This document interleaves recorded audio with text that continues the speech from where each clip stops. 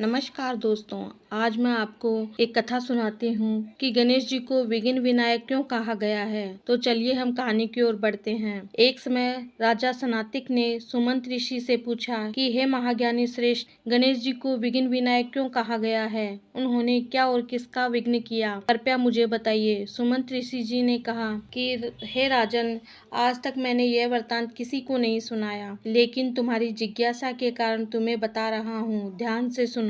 शिवपुत्र कार्तिकेय ने स्त्री और पुरुष के लक्षणों और उनके भविष्य के बारे में बताते रहते हैं। एक बार वे इसी प्रकार लक्षण की गणना कर रहे थे।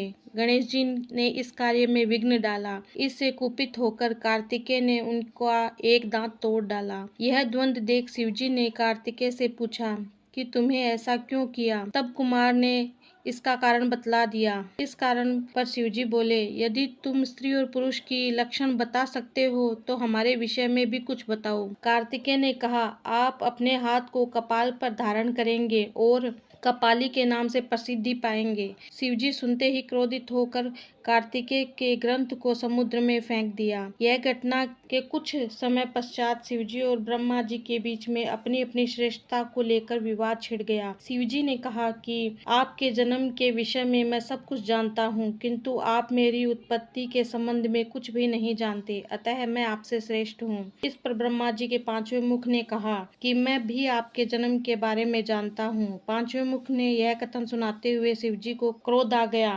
उन्होंने नाखाग्रह से उस मस्तिष्क को अलग कर दिया। उसी क्रोध की स्थिति में उस सिर को हाथ में लिए हुए शिव हिमालय की ओर चल पड़े। वहां उन्होंने विष्णु भगवान मिले। उधर ब्रह्मा जी के छिन्न मस्तिष्क से जो रक्त बह रहा था, उससे एक तेजस्वी रूप प्रकट हुआ। ब्रह्मा ने उसे आदेश दिया कि मेरे पांचवें सिर का भेदन करने वाले शिव को अपने बाहुपाश से दबाकर नष्ट कर दो।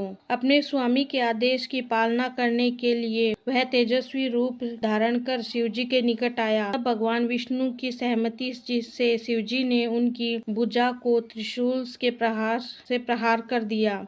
उस प्रहार के कारण भुजा से रक्त प्रवाहित होने लगा, जिससे श्वेत कुंडला और रक्त कुंडला तेज की उत्पत्ति हुई। उनके मध्य भीषण संग्राम होने लगा। उनका यह द्वंद्व ऐसा लग रहा था कि मंगल और केतु के बीच में परस्पर युद्धरत हो। युद्ध दीर्घ काल तक चलता रहा, किंतु किसी के जय पराजय की नहीं हुई। इस भीषण संग्राम से देशों कांपने लगे और चारों दिशाओं में त्राहि त्राहि मच गई। तब रूपहीन वाणी ने उन दोनों को आदेश दिया, युद्ध बंद कर दो। शीघ्र ही देवताओं के कल्याण रथ मेरे साथ तुम्हारा अवतार होगा और उसमें अपना बल प्रदर्शित करने का आपको अवसर मिलेगा। उस आकाशवाणी को सुनकर दोनों योद्धा एक दूसरे से अलग हो गए। तब भगवान विष्णु ने श्वेत कुंडला को सूर्य को सौंप दिया और रक्त कुंडला को इंद्र को दे दिया। उन दोनों ने उन्हें सहर्ष स्वीकार किया। तब भगवान विष्णु ने शिवजी और ब्रह्मा जी की मित्रता करवा दी तथा शिवजी से कहा कि आप कपाल को धारण करें। आपका यह प्रयत्न कपाल व्रत कहलाएगा और भविष्य में आप इस व्रत को करने वाले परम फल के दाता प्राप्त होंगे। इस प्रकार कार्तिकेय के वचन सिद्ध हुए और शिवजी ने उन्हें कहा कि तुम उस ग्रंथ को समुद्र से प्राप्त कर सकते हो। अब उसी के नाम से सामुद्रिक कहलाओगे आप। यह द्वंद्व गणेश जी के कारण हुआ था, अतः उन्हें विघ्नेश्वर कहा जाने लगा।